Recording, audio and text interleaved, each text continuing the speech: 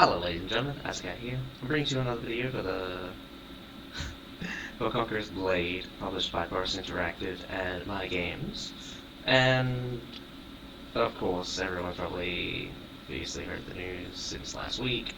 Um, yeah, My Games is going to be shutting down on in June sometime.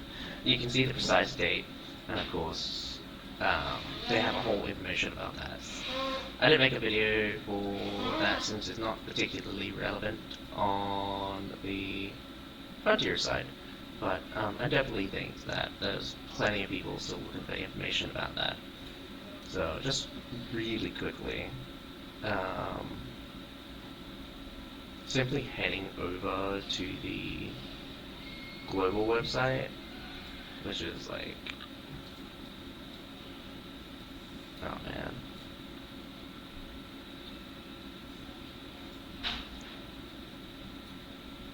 oh man, can't even see it. Hang on, give me 2 seconds.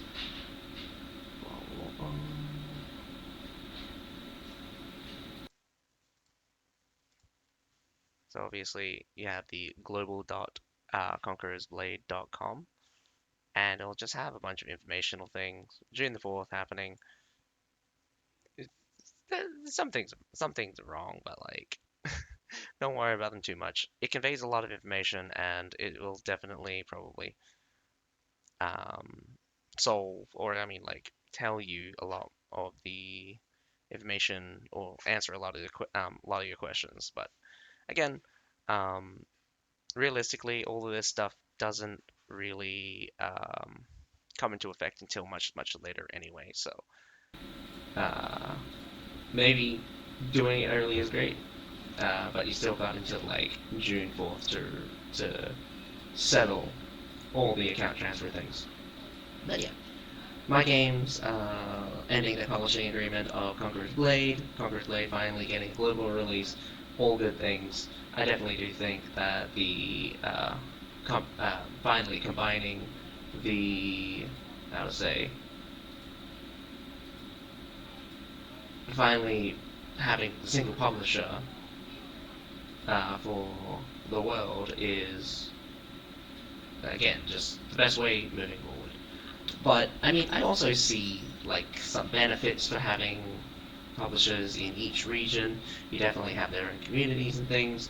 And again, having a global team just being in several different languages makes it very, very difficult when like you'll need a central team and then you'll have like split off teams working with with each of the main large communities, and then they will branch off or cover other other cultures or other regions where the communities kind of mesh together.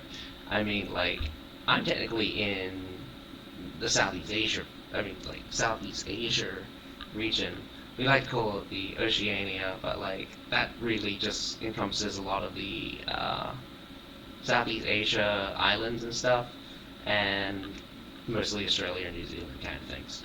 But, yeah, that's all the massively interesting stuff that happened earlier this week. Other than that, I'm bringing you the update log for April 11th. So it's a very short one. There's nothing terribly interesting. Um, so obviously we have the same 12:30 to 15:30 or 3:30.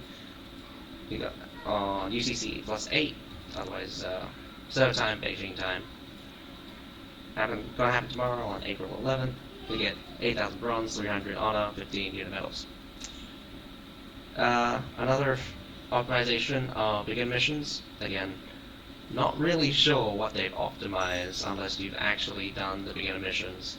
I haven't been bothered to create a new account, and again, sometimes I don't anymore. Like, I've done it a couple of seasons, not every season, but like I used to create an account, level it a couple times, see how far I need to go in order to finish most of like the beginner benefits before I just get left in the dust. There's plenty of there's plenty of reworks. We used to have the hero's path. Now we just have this kind of like battle path that just throws a lot of stuff at you. You barely, obviously you do complete a bunch of missions, but like the missions are fairly easy and they can be completed in any order. Not to mention, like, again, side missions. We got some unit adjustments, so not actually balance related, but Prefecture Pikemen no longer rely on Pike Militia to unlock in the unit tree, and the position of Pike Militia in the unit tree has changed. If Mastery is not available for units, the Mastery interface will be hidden. Again, this is kind of should have happened before, but it also makes sense that like that they needed to redo the UI because of they added Mastery, making it easier just to add Mastery for units. I believe there was some kind of I believe what was probably happening was that they kind of added an additional interface, and every time and it just like was completely unoptimized because they just added it on instead of it being cleanly its own thing. So it just means that the UI is just definitely not modular, or even if it is modular, it's really unoptimized in a way that just makes it more difficult. Kind of like Windows inside of Windows inside of Windows. So in this case, they probably were able to rework the main interface and then have each of the main screens be its own thing, instead of having it nested several times. So we have some territory war related things. I'm not particularly sure what happens with the changes of the level. Having Haojing now be level 15 instead of level 12, and Aliang being level 12 instead of 15. I do know that like the level changes the order. I mean the like AI, the AI units. Like at some level you get like terrestrial spawning, and you get like halberdiers and stuff. Like you get like high tier units. They're still like level 1s basically. But yeah, like instead of the Iron Cap Arquebusiers and just a whole bunch of just like low tier units. I mean, there's a lot of low tier units. In fact, it's free as well. So. Hulong Gate. We fixed the issue where siege tower positions could be abnormal, fixed the issue when battering ram was unable to strike when the gate opened. Yeah, that's always just like a little bit of a weird thing. Sometimes battering ram would instantly destroy the gate if it's open, sometimes it wouldn't, depending on the map, of course. I'm not sure what they want to do with this. I do think that like it's kind of hard to fight. Or like, there's some maps where the control of the battering or the control of the front gate can be really, really, really difficult for the attackers to deal with if the defenders are doing it correctly. Like the new White Elk Court kind of has this. Sometimes they can defend the front gate and the battering ram, even if it reaches the front gate, if it's open, it doesn't get destroyed. Or did they fix that? I don't know. There's a map that I really hate. That's like, oh no, they opened the front gate. Now I can't destroy the front gate. And sometimes they close it on you, and it's just like, ugh. But yeah, fix the issue where generals on the defender side could not respawn when killed during phase transition. Wow, that's a interesting bug on how Hulao Gate. Not that I've actually played it yet, unfortunately. Fix the issue where characters on both sides were flickering during the settlement animation. Not a surprise, it's just probably a graphical issue. Fix bug fixes and optimization. Now this is a very interesting bug fix. I actually have encountered this, but I've never actually understood what was happening.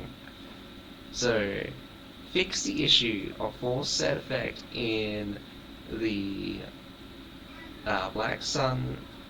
Right. This is the Nodachi Epic Armor set. The fourth effect allows their combo to add CC immunity, Fearless Paladin's fourth one is while uh, using your ultimate gives you CC immunity and like increases HP by like 10% or something. Empire Knight one, I've kind of forgotten what that one is. Not particularly sure. I can't remember which one. I can't remember who this one is, but like it's probably another CC immunity related one. But um,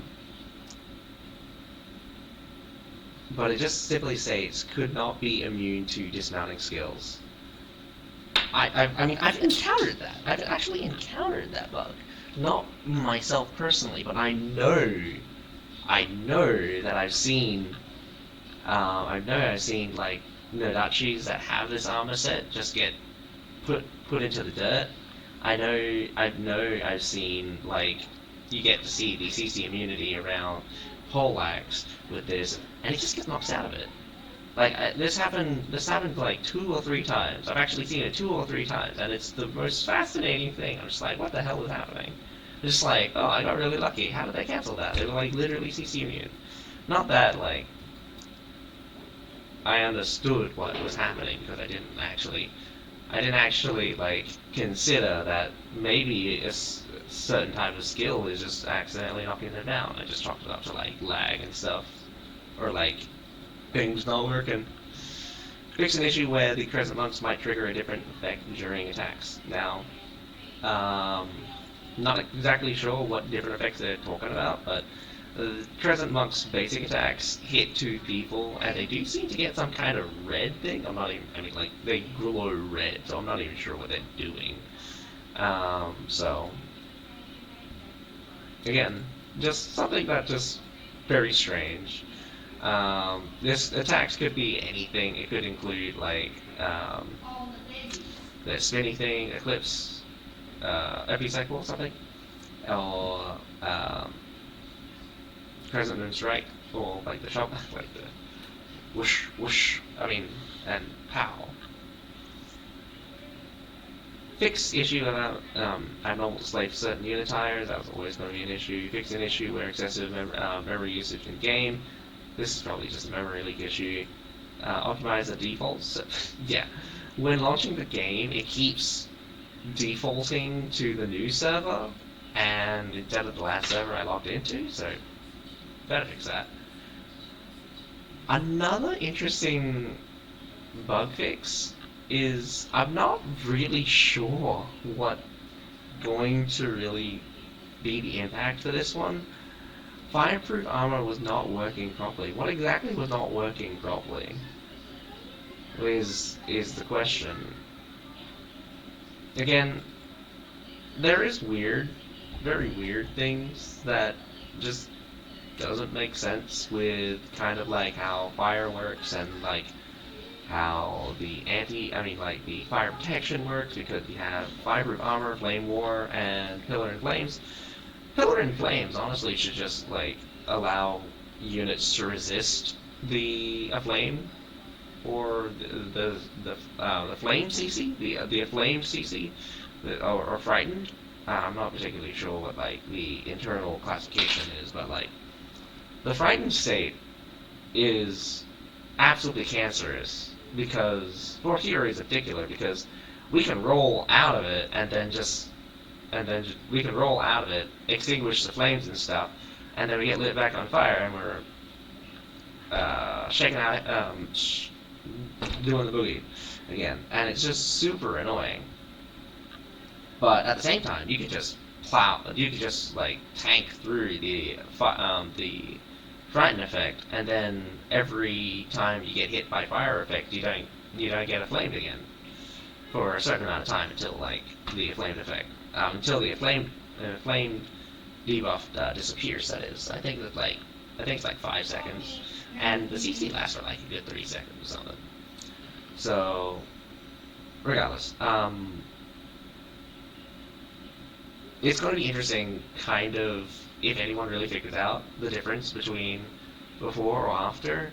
I would definitely love to know if anyone that's using the fire units in particular notice anything different with like the fireproof armor now apparently working properly. fix the issue where an empty window would appear when purchasing in the window in the store without selecting a discount coupon. I think that's a window telling you, oh, you didn't use a discount coupon. Oh no. Fix the issue where the prosperity of a thief would not increase or decrease accordingly during the weekly maintenance. So, um, yeah, everyone knows that like when if you have enough materials inside the thing, you get these materials by doing thief quests. If they're over the limit consumed, you get 20 prosperity, and that allows and when you get like 100% of prosperity, next time you you level up and it eats like 20 prosperity or something like that. And if you get 0 prosperity, you'll drop down a level, get like 40 prosperity back, those kinds of things. Well, that was all for this week. Although I said it was a very short patch notes, I did talk for a while, but that'll be all. I hope you guys enjoyed the video, but other than that, my name's Sky. Have a nice day. Bye for now.